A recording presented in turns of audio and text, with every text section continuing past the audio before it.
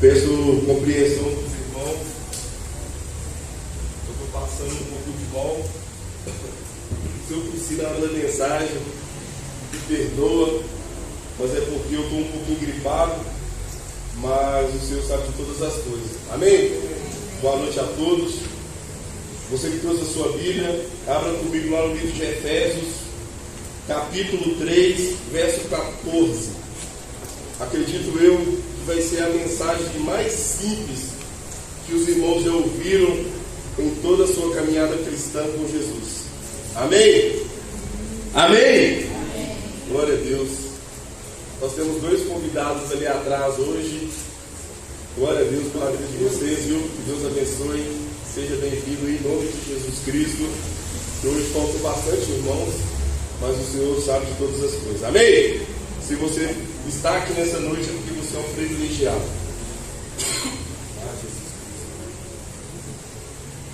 Efésios, capítulo 3, verso 14, diz assim: por essa razão, ajoelho-me diante do Pai.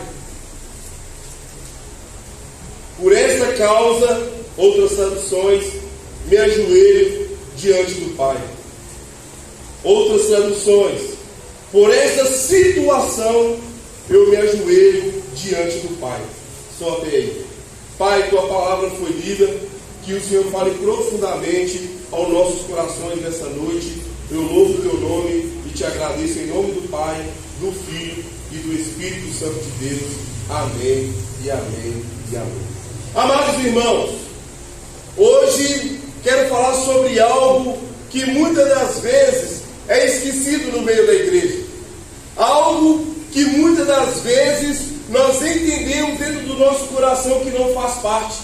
Hoje eu quero falar sobre oração, sobre uma vida de oração. Existem circunstâncias nas nossas vidas, irmãos, que alguns de nós gostamos de orar deitado. Oramos deitado por causa do cansaço.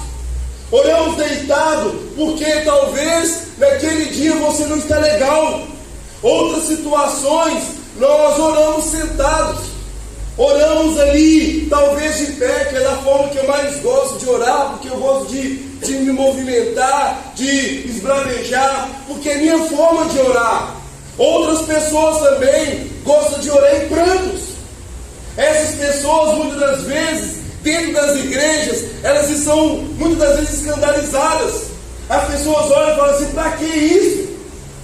Mas é a forma da pessoa orar.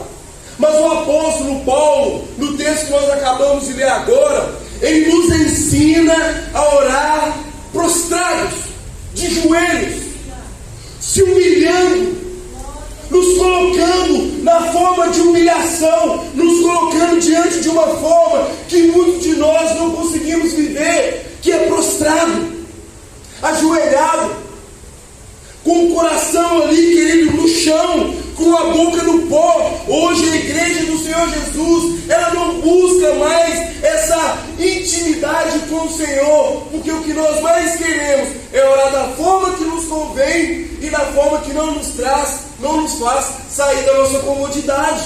E a melhor forma, querido, que eu quero que os irmãos entendam nessa noite, que o Senhor tem prazer em nos ouvir, é quando nós estamos com a boca no pó e com a cara no chão.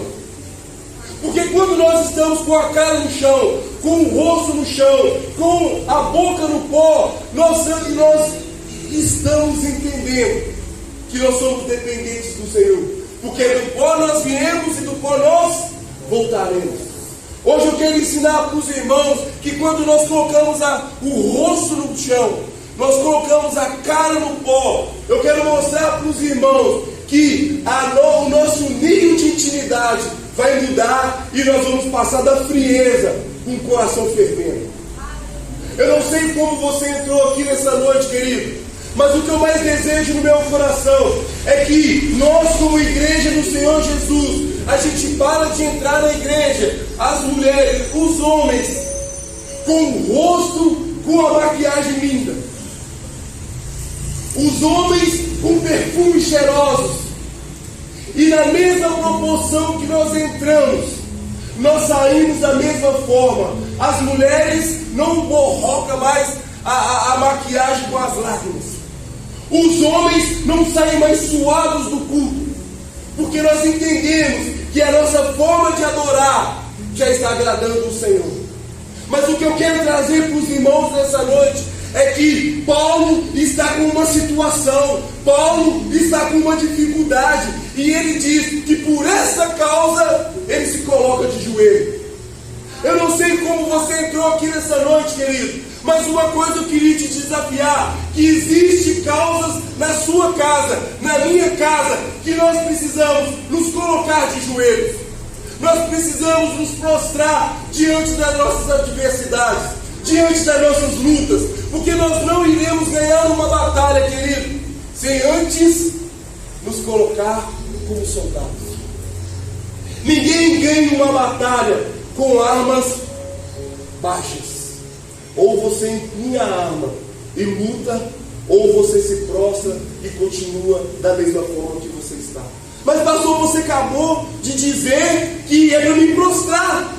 Só que os espirituais vão entender o que eu estou querendo dizer. O prostrar hoje, querido, é você se levantar diante de Deus. Porque quando você se prostra diante do homem, você se levanta diante de Deus. Quando você se humilha diante do homem, você é exaltado diante de Deus. O que falta nos dias de hoje, querido, é nós entendermos que quando nós nos humilhamos, o Senhor está vendo tudo e está querendo nos levantar.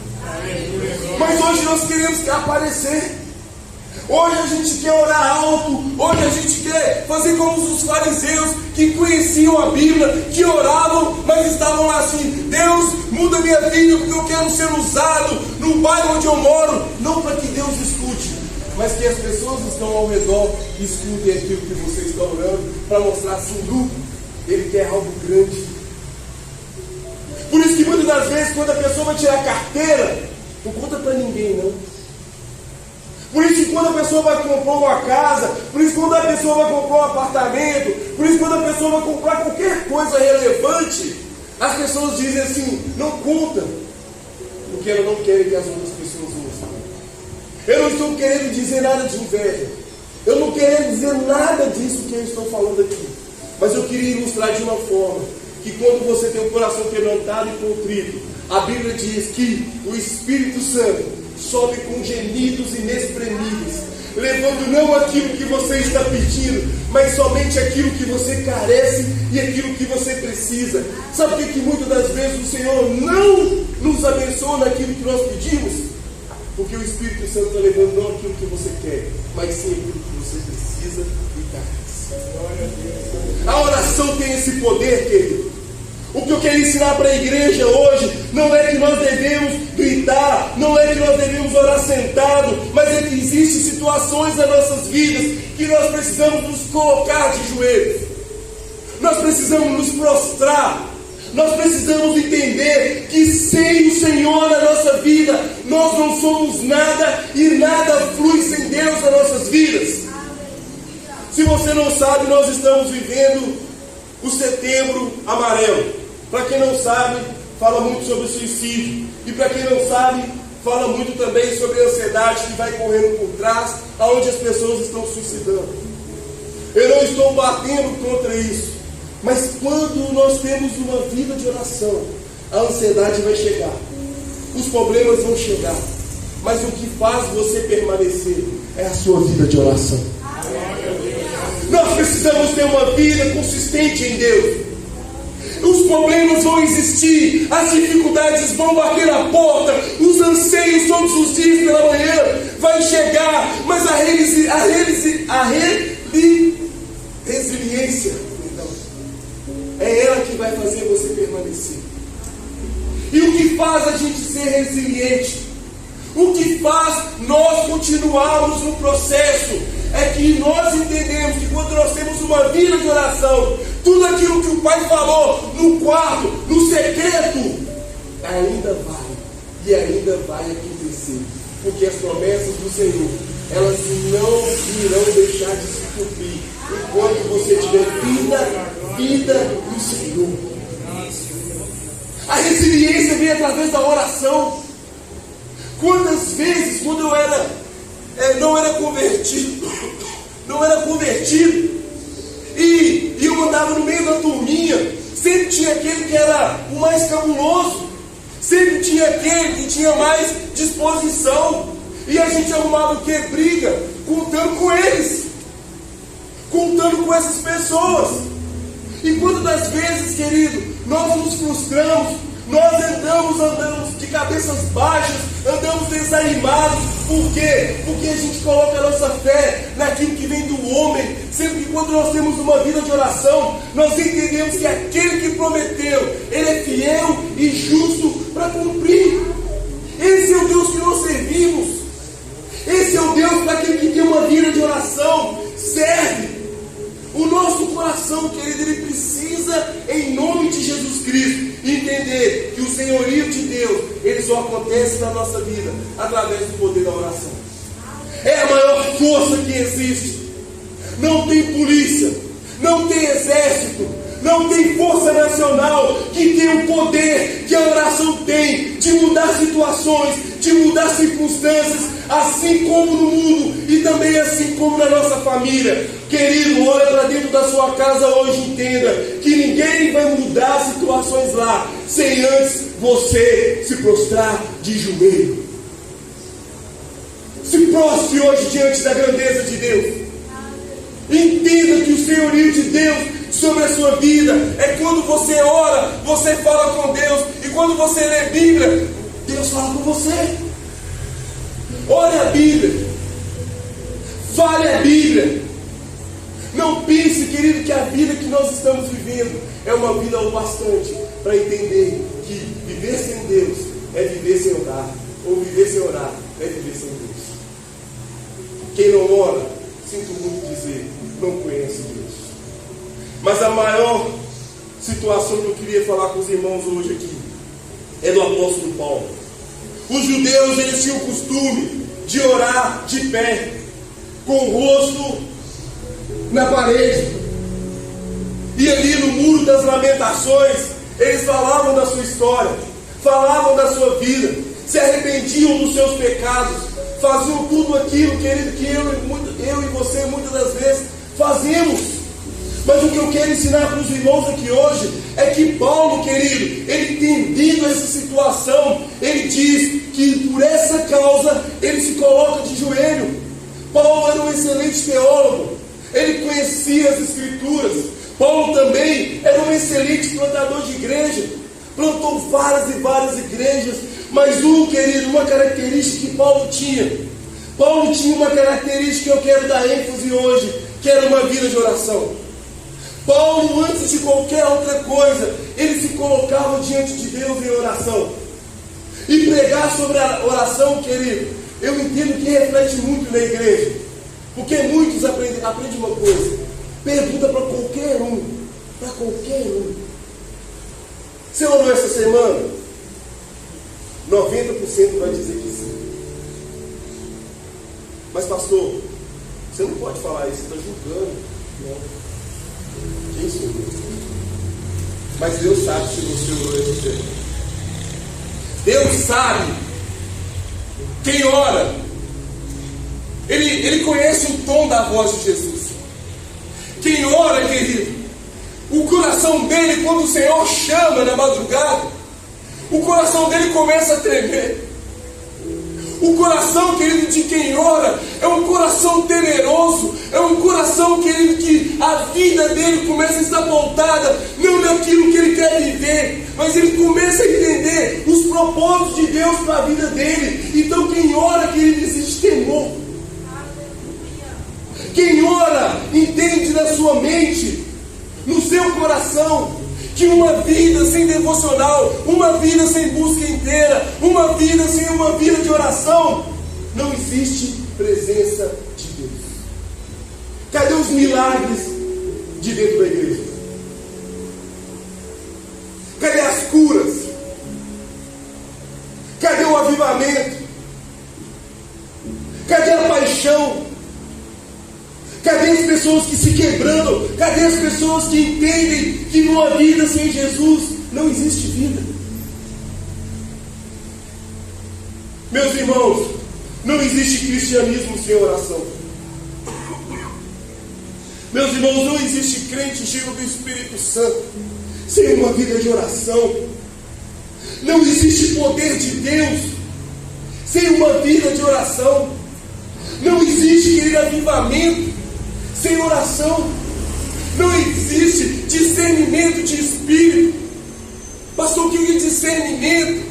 Discernimento, querido, é quando, vou dar um exemplo simples, é quando uma amizade ou uma mulher começa a conversar demais comigo. Nossa, o nome de Deus, hein? Nossa, você é bonito, hein? Nossa! É quando pensa que não, quando o homem não tem discernimento, caiu. Pecou. O discernimento serve para isso. Para quando você, querido, tiver com a mão no pecado, indo para o pecado, o discernimento vai dizer, o Espírito Santo vai dizer: filho, eu não tenho isso para a sua vida, eu não tenho isso para a sua casa. Você vai destruir automaticamente tudo. Assim que uma luzinha na sua mente, você fala assim: epa, Satanás está trabalhando. Isso é ter discernimento. Eu poderia dar vários outros exemplos aqui. Não existirá conversões, querido, sem uma vida de oração. Sabe por que seu filho não ora? Perdão. Sabe por que seu filho não converte? É porque não tem uma vida de oração? Não. É porque talvez você está orando, mas não está acreditando. Não existe oração sem acreditar no que Deus vai fazer. Não existe oração sem acreditar naquilo que Deus pode fazer. Não haverá provisão de Deus, querido, sobre a sua casa sem uma vida de oração. Não haverá, não existirá presença de Deus sobre a sua vida, sobre a sua casa, sem uma vida de oração. A oração é a chave para tudo. Não existe oração sem oração. Não existe falar com Deus sem antes parar para ouvir Deus. Já percebeu que quando nós estamos orando, nós só queremos falar mais alto?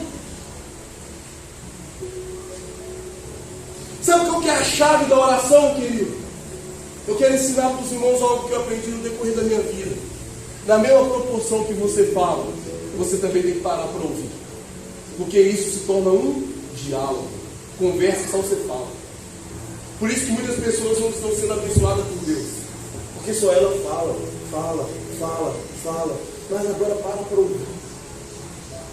É tão gostoso quando você está conversando com uma pessoa, aí a pessoa vem encaixando outra coisa gostosa ali dentro daquele assunto, e você vai, fala mais outra coisa, vai agregando, outra coisa a pessoa vai falando ali, vai só aumentando o poder de diálogo. Assim temos que ser com Deus. É você falar, mas você também parar para ouvir. É você falar assim: Deus, eu quero um carro. E Deus dizer assim: não, esse não é o momento para você ter um carro. Na mesma proporção que você vai pedir, você também tem que estar disposto a ouvir os nãos da vida. A oração, querida, ela te ensina a também ouvir não. Porque se nós queremos receber tudo aquilo que a gente quer, ninguém estaria aqui agora. Ninguém. Sendo assim, querido, eu quero direcionar vocês e mostrar para os irmãos aqui nessa noite que a oração, ela pode mudar você. A oração pode mudar a sua casa. A oração pode mudar as circunstâncias que você está passando. A oração, ela tem que estar a oração tem que estar enraizada em você. Não existe vida com Deus sem oração. Ninguém aqui nessa noite, querido, tem o poder de mudar o mundo. Mas a oração que existe dentro de você, ela tem o poder de mudar tudo que está ao seu redor, inclusive o mundo. Ah, pastor, o que você está querendo dizer com isso? Eu estou querendo dizer que tudo isso que está guardado dentro do seu coraçãozinho aí hoje, se você botar para fora, colocar diante de Deus, a Bíblia diz lá em Apocalipse que existe uma caixinha, e essa caixinha é chamada, parafraseando, caixinha da oração. Todas as orações que você fez desde o início da sua vida, ela está guardada lá. Mas existe uma oração também, querido, que ela é a maior e talvez mais poderosa do mundo. Que quando a gente não tem palavras, as nossas lágrimas é a nossa oração.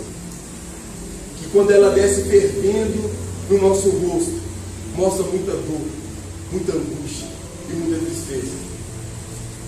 Você que está aqui nessa noite não tem palavras mais para dizer para o Senhor. Eu quero te ensinar a chorar na presença dele. Chore na presença do Papai nesses dias. E chorar, querido, não é mostrar fraqueza. Chorar é mostrar que você depende. É você não conseguiu. Você perdeu. Sabe o que nós precisamos aprender hoje? Que humilhar é entender que a gente perdeu para o senhorio de Deus. Deus é maior do que nós. Você com as suas próprias forças, você não vai em lugar algum sem uma vida de oração. É impossível.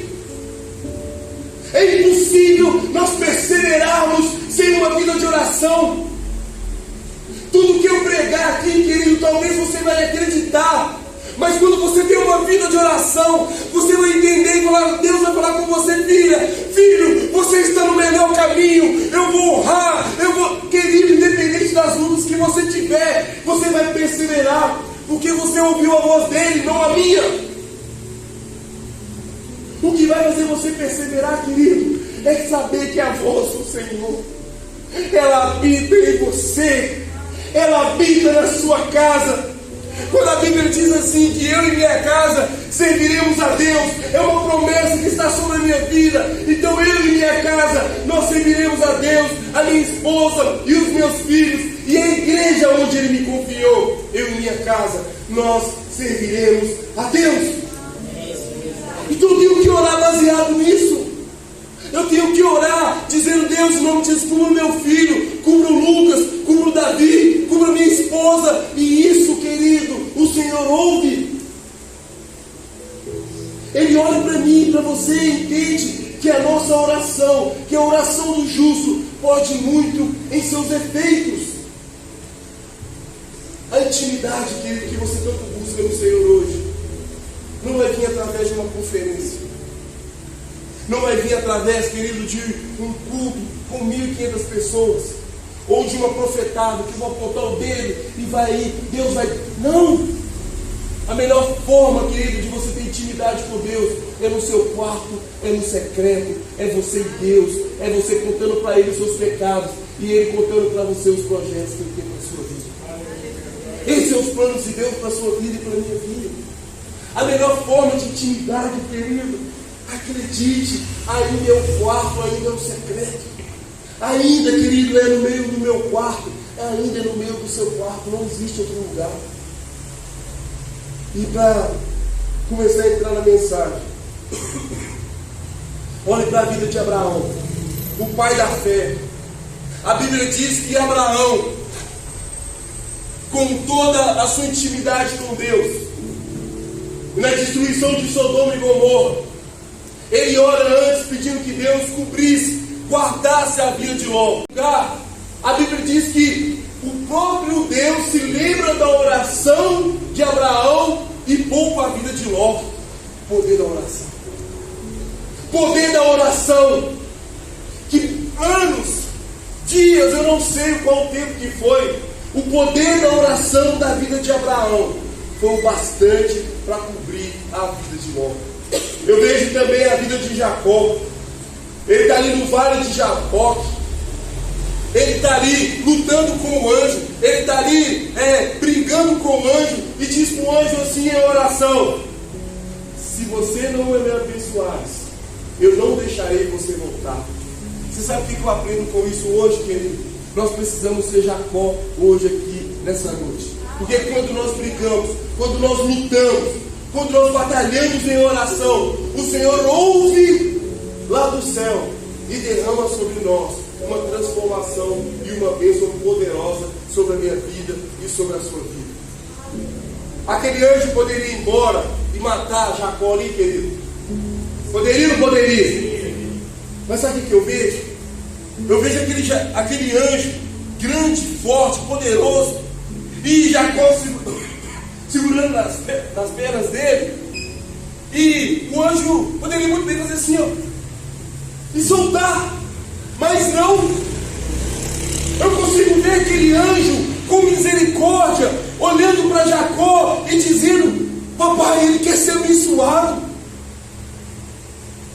ele quer ser transformado. O que falta na igreja hoje, querido, é nós lutarmos em oração, é nós lutarmos em batalha, e Deus vai ter dó de nós? Não, porque Deus não tem dó de ninguém. Nas suas orações, pare de orar pedindo Deus as coisas, achando que Deus vai ter dó de você, porque Deus não tem dó de ninguém. Deus é justo, Deus é verdadeiro, Deus é justo e eficaz. Deus não tem dó de ninguém. Ou você é merecedor daquilo que Ele tem preparado para você, ou Ele não vai te dar. Porque imagina você, uma pessoa que está hoje no leito de uma cama, sofrendo. Então você pode, você pode estar com raiva daquela pessoa, mas você tivesse um dom, você fala assim: não, seja curado agora em nome de Jesus. Fala a verdade, irmãos. Nós faríamos, não faríamos? Imagina Deus com todo esse amor. Mas pastor, por que Ele não faz então? É porque Ele quer que a gente busque Ele no secreto. Ah, pastor, mas tem muita gente morrendo. Propósito de Deus. O que a gente não pode fazer é parar de orar. Independente da dor, não pare de orar. Independente das circunstâncias, não pare de orar. Independente de tudo que está acontecendo, não pare de orar. Deus deu, Deus levou. Bendito seja o nome do Senhor. Quando é para Deus não abençoar, você reparou que a gente dificilmente não glória a Deus. Olha para a vida de Moisés. Moisés ora, dizendo para Deus assim: Deus, poupa a vida desse povo, poupa a vida deles. E Deus querendo matar o povo todo, Deus querendo fazer uma nova população. Aí a Bíblia diz que em oração, Moisés diz para Deus assim: Deus, se o Senhor não poupar este povo, risco o meu nome do livro da vida. Você que tem vida com Deus e está aqui nessa noite, você tem coragem de fazer uma oração ousada como essa diante de Deus hoje? Só quem tem uma vida de intimidade com Deus e conhece o Deus que tem coragem de fazer orações ousadas. Pastor, o que você está querendo dizer com isso? Tem um cadeirante aqui agora, e Deus levanta a Kelly lá atrás e fala assim: Kelly, vai lá e ora pela vida daquele cadeirante ali. Se a Kelly é ousada, ela vem ou ela vai ficar com medo, irmãos? Ela vem ou vai ficar com medo? Ela vem. Quem tem uma vida de oração tem uma vida de ousadia. O Senhor quer te levantar nesses dias para ser usado diante das coisas que Ele preparou. E tenho certeza, querido, que dentro da sua casa você está olhando os seus primos, os seus irmãos, eu não sei, nas drogas, nas bebidas. Querido, seja ousado. Coloque a mão sobre ele e fala assim: Satanás do inferno, Satanás da morte, bate em retirada agora em nome de Jesus Cristo, porque eu e minha casa, nós serviremos a Deus. O Senhor está te dando ousadia hoje. O Senhor está dando ousadia para a sua vida, para a sua casa. Nós somos chamados para ser profetas e não para ser omissos. A omissão, ela faz com que o propósito se afaste. A omissão nos faz viver distante do propósito.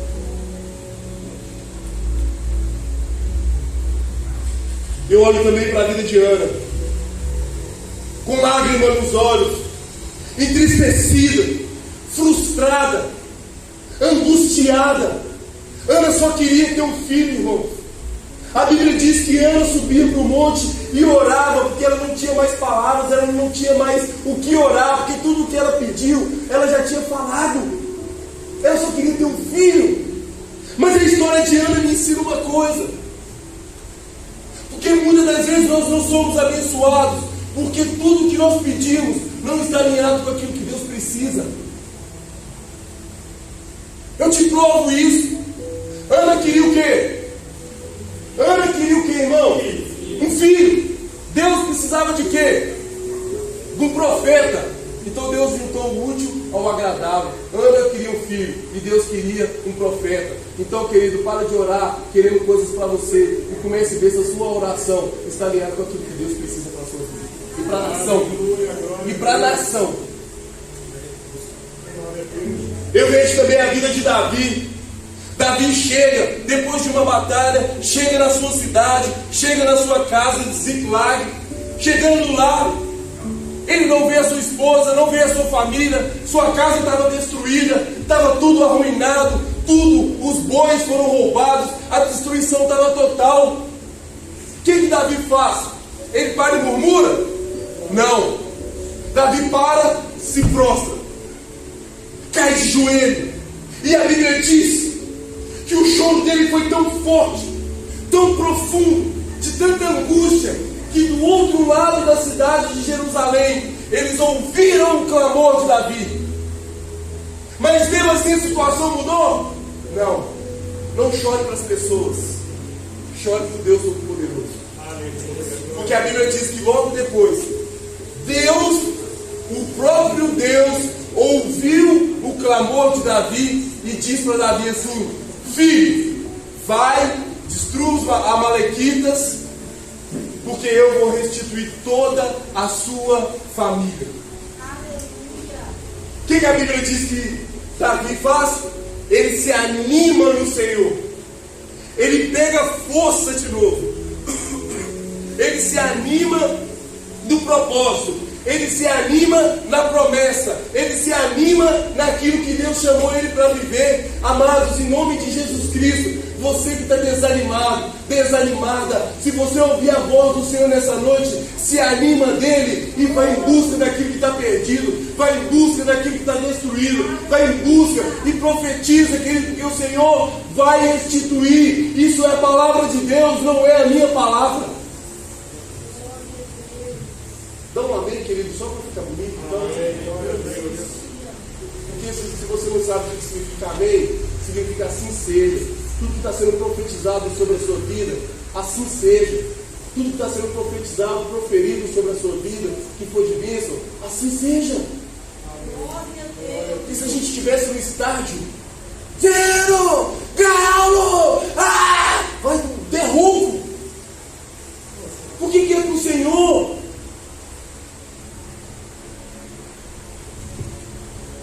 Eu vejo Ezequias orando diante de uma sentença que foi dada por Deus.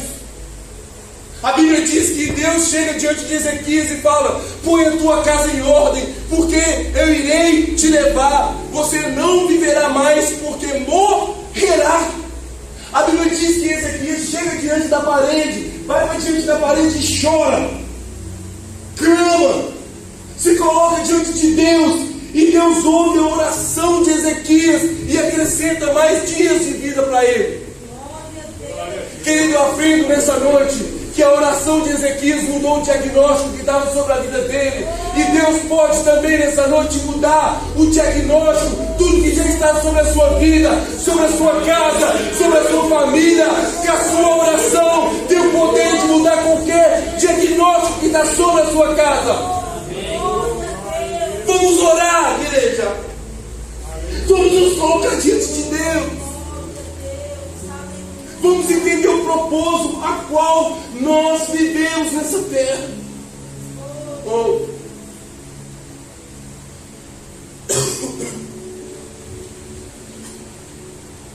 Chore hoje. Chore hoje. Eu aprendi uma coisa na minha vida. A gente só tem o costume de orar quando tudo está destruído. Porque a gente ora mais para restauração do que para qualquer outra coisa. A oração não tem que ser para restauração. A oração tem que ser um antídoto na sua vida. Aleluia! Vou falar de novo. A oração tem que ser um antídoto na sua vida. A oração tem que ser um antídoto na sua família. Não espere o casamento acabar, ore todos os dias. Não espere o seu filho viver uma vida no mundo, para depois você ficar orando. Deus, em nome de Jesus, levanta o profeta do Senhor para que toque no... Não! É agora! É agora! A oração, querido, é como se fosse uma vacina. O dia da tempestade vir, o dia da dificuldade vir, igual a essa que nós tomamos. Pode passar mal, mas não vai ser o bastante para destruir, para nos matar. E a oração é isso. Você toma uma vacina de oração. As tempestades vêm, as dificuldades vêm, o sopro vem, a angústia vem, a dor vem, o desejo de morrer vem, tudo vem. Mas aí você lembra do autor e consumador da sua fé, o Deus que muda a história, o Deus que muda as circunstâncias, o Deus que muda qualquer coisa, o Deus do impossível. Ele vem e com estalar de dedo, a Miriam e o Diego cantaram aqui. Eu vejo uma pequena nuvem do tamanho da mão de um homem. Mas esse é o sinal que a tua chuva vai descer. Sabe o que é isso? Uma vida de oração. É você ver lá, mesmo que seja de longe, a vitória de Deus chegando sobre a sua casa, sobre a sua família, sobre a sua história. Mesmo que seja do tamanho da mão de um homem. Mesmo que seja do tamanho do grão de mostarda. Mesmo que seja, querido, o menor que seja o instinto de fé que existe sobre você hoje, você precisa ver a mão de Deus sobre a sua vida e sobre a sua casa. E só vai enxergar quem tem uma vida de oração. Eu vejo o apóstolo Paulo orando e as cadeias caindo. Quem precisa ter cadeia caindo aqui hoje? Eu vejo também os irmãos da Rua Azusa. Um bairro talvez como esse aqui do Céu Azul. E eles ali orando, até que de repente vem um avivamento. E um bairro onde só tinha 2, 3 pessoas orando dentro de uma casa se torna um avivamento no bairro. Bocas de fumo são fechadas, prostituição já não começa a existir mais. A polícia vai até a igreja e fala assim: por causa da tua igreja, traficantes estão vindo aqui e não existe mais criminalidade. Um lugar onde, querido, a criminalidade caiu. Por quê? Porque 3 pessoas começaram a orar. Eu olho também para a vida dos irmãos moravianos. Depois você lê lá. Os irmãos moravianos oraram 100 anos ininterruptamente. Fala para mim, Marco. Ininterruptamente. Todos os dias, 24 horas. Aonde tinha festa da família, eles não iam. Aonde tinha prazer, deleites da carne, eles não iam, porque eles entendiam que a oração é a presença de Deus contínua todos os dias sobre a vida deles. Então por isso eles preferiam a presença ao invés dos deleites da vida. Mas pastor, você está pregando radicalidade. Só quem ora entende o que eu estou querendo dizer aqui hoje. Porque a presença do Senhor é o que mais importa na tua vida, na sua vida, na sua casa. Independente do que você pensa hoje. Não, eu vou largar tudo para o bem. Vou dar um exemplo aqui, irmão, péssimo. Bicho do exemplo que eu vou dar aqui hoje. Se você fosse receber uma visita hoje do Neymar na sua casa, jogador da seleção brasileira, você iria vir no culto ou você ia receber na sua casa?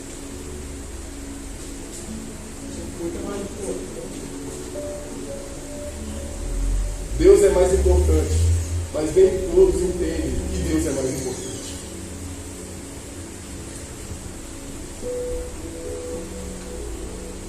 Irmão, nós precisamos de uma vida de oração. Eu não estou querendo dizer eu não estou querendo dizer oração de dormir. Pai, em nome de Jesus, abençoa o meu sono. Pai, em nome de Jesus, abençoa meu marido no trabalho. Pai, em nome de Jesus, abençoa minha filha.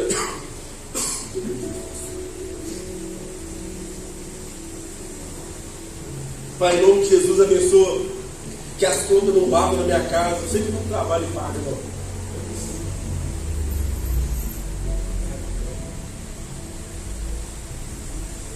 Eu estou falando de oração, querido, que toca o coração de Deus.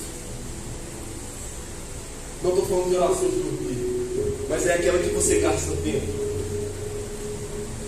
Quem aqui já orou meia hora direto aqui? Levanta a mão. Quem aqui não é, se você não precisa, quem aqui nunca orou meia hora direto? Sabe qual que é o segredo para você orar meia hora direto? Quem quer saber, levantar a mão? Orar. Você orar. Esse é o segredo. Quer orar 15 minutos? Ora 15 minutos. Quer orar 1 hora? Ora 1 hora. Sendo assim, querido, eu quero direcionar alguns pontos para me encerrar a mensagem. Primeiro, que quando oramos, a igreja recebe o Espírito Santo de Deus. Irmãos, nós precisamos urgentemente do Espírito Santo de Deus. Sem o Espírito, querido, não há conversão. Sem o Espírito, não há um louvor que toque os céus. Porque o louvor hoje quer que toque a igreja. Nós queremos ver uma igreja chorando. Nós queremos ver uma igreja nananã. Mas esquecemos que o louvor não é para nós. O louvor é para o Senhor. O louvor tem que tocar os céus. O louvor tem que romper a barreira do isopor. Esse é o propósito do louvor. Sem o Espírito Santo, querido, o povo fica cansado, exausto. Porque é o Espírito Santo que renova. É o Espírito Santo que toca de dentro para fora. Assim como esse vento do ventilador toca em você. É o Espírito Santo que sopra sobre nós o fôlego de vida. E sim também o renovo. Sem o Espírito Santo, querido, não haverá arrependimento. Sem o Espírito Santo não haverá membros no corpo de Cristo. Querido, imagina o meu braço aqui agora. E daqui para frente é podre. Independente do restante do meu corpo, todo ser perfeito, vai existir uma marca, não é? Assim é uma igreja sem o Espírito Santo, existe um corpo. Mas sem ele, tem uma parte que é podre.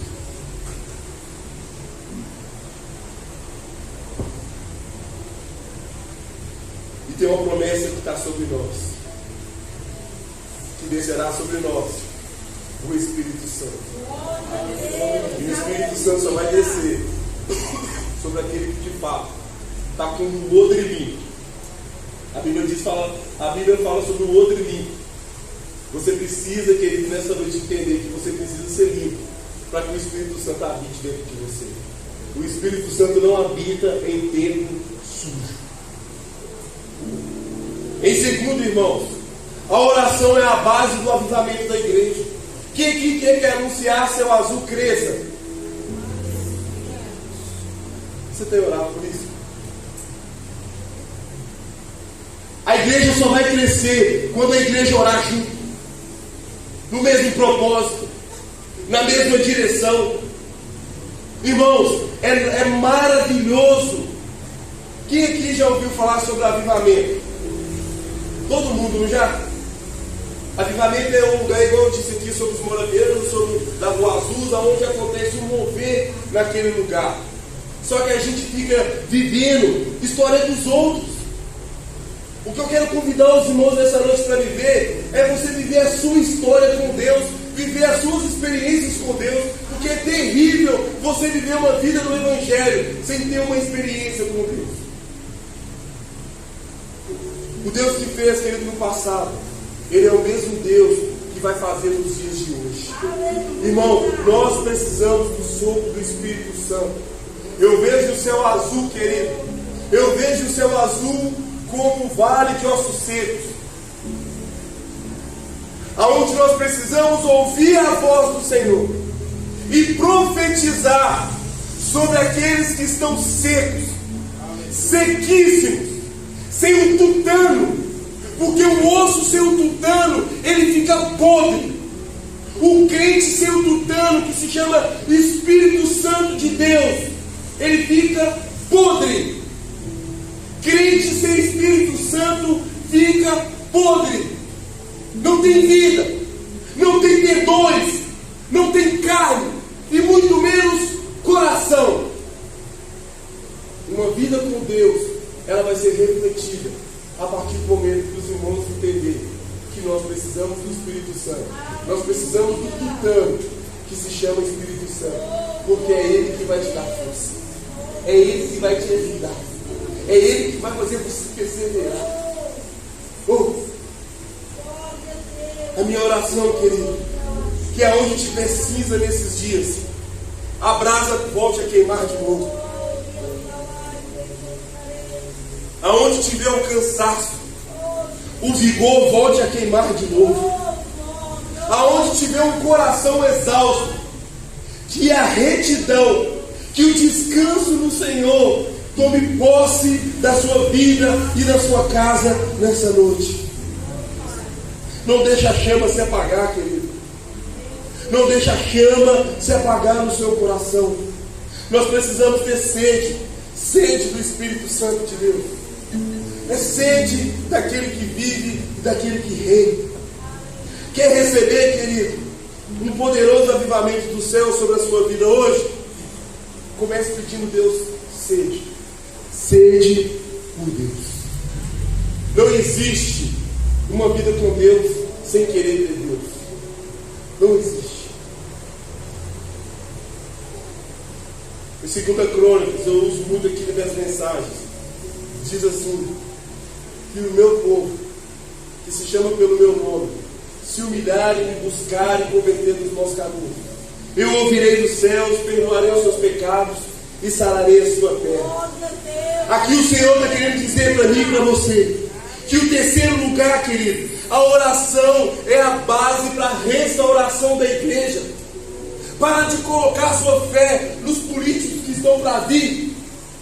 A Bíblia diz, querido, que Deus levanta reis, mas também depõe reis. O mesmo Deus que levanta é o mesmo Deus que tira. Então, querido, nesses dias, vamos orar pela nossa nação, vamos orar pela nossa casa. Eu estava conversando com o Tiago ali atrás, falei assim, Tiago, se tudo isso que tiver de acontecer, eu no meu trabalho, lembrando do Davi e do Lucas estudando, eu não vou ficar em paz. Porque a promiscuidade está batendo a porta. A violência sexual está batendo a porta. E nós como igreja, nós não temos que ficar envolvendo de um lado ou de outro. A gente tem que orar e pedir Deus direção para aquilo que o Senhor tem para fazer. Eu não estou aqui para falar de políticos, eu estou aqui para falar de Deus, porque Ele é o melhor presidente, é Ele que preside a minha vida, é Ele que preside a minha casa. E tudo que nós estamos passando, a própria Bíblia diz que nós temos um governo que nós merecemos. Então para de achar que você é certinho demais. A gente precisa consertar a nossa vida. Mas pastor, eu tenho orado há anos e nada acontece, nada muda. Para de orar, querido, esperando resposta. Mas comece a orar esperando ser ouvido por Deus. A melhor certeza que você tem que ter no seu coração hoje é porque a gente ora hoje querendo que Deus faça amanhã. A gente ora agora querendo que Deus faça daqui 10 minutos. E Deus não é assim. A Bíblia diz em Eclesiastes capítulo 3 que há tempo para todas as coisas. Tem coisa que Deus deu para você para ser bênção, mas a gente não soube administrar, virou maldição. Lembra de Arão e U, querido? Lembra de Arão e U? A Bíblia diz que quando Arão e U, junto com Moisés estava orando e levantando o cajado. Toda vez que o cajado descia, o povo perdia. Todas as vezes que Arão e U levantavam, o povo prevalecia. O poder da oração está relacionada à unidade. Se nós orarmos juntos, Deus irá ouvir a nossa oração. Ah, eu creio nisso, não, pastor. Eu creio. Deus tem o poder da unidade. Só que hoje as pessoas não contam mais os problemas um para as outras. Porque infelizmente existe muito fofoqueiro. Existe mais. Misericórdia. Mas todas as pessoas vão se ver com Deus. Porque Deus falou assim: os ouvidos que eu te dei não era para você emprestar para fofoca. Era para você ser canal de bênção da vida dessas pessoas. Nós precisamos ter unidade na oração. Sabe, irmãos, toda oração requer de nós coragem. Hoje eu quero te encorajar a se prostrar, a orar de joelhos e colocar sua vida diante de Deus, e colocar sua história diante de Deus, e colocar os seus problemas diante de Deus. Eu disse para os irmãos que vai ser a pregação mais simples que você já ouviu na sua vida. Mas se vocês entenderem o que o poder da oração pode fazer na sua vida, a sua vida nunca mais será a mesma. Quando você entender o poder da oração, você vai parar de ir na igreja querendo ser abençoado. E você vai vir para doar o que você recebeu durante a semana em oração no seu quarto. Aleluia, glória a Deus. Igreja não é banco para você vir sacar as suas bênçãos. Igreja é um lugar de arrependimento, onde a gente precisa se arrepender e entender que a gente está vivendo distante do propósito que Deus nos chamou para viver. A igreja de pé, em nome de Jesus.